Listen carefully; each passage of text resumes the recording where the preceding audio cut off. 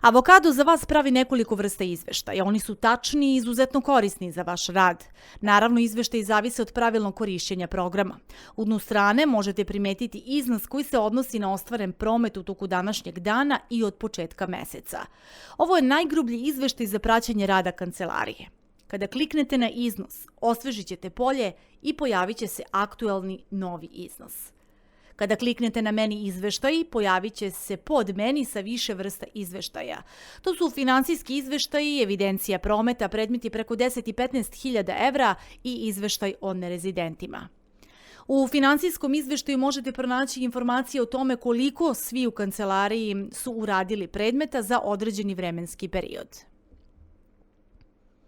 Ali i o tome koliko je ukupno bilo stranaka, novih i oni koji su već vaši klijenti. Možete izabrati i pojedinačnog zaposlenog i vidjeti izveštaj po svakom ponaosob. Evidencija prometa se uobičajeno pravi periodično za vremenski period koji odaberete. Ovaj izveštaj je povezan i sa fiskalnom kasom i daje apsolutno sve relevantne informacije o vrsti i načinu naplate.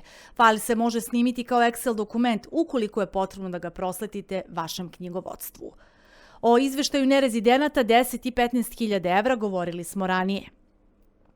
Važno je i napomenuti da svi izveštaje koje smo spomenuli i objasnili u ovom videu može vidjeti samo javni beležnik, odnosno osoba koja se loguje sa korisničkim imenom i šifrom javnog beležnika. Ostalim korisnicima nije omogućen pristup izveštajima.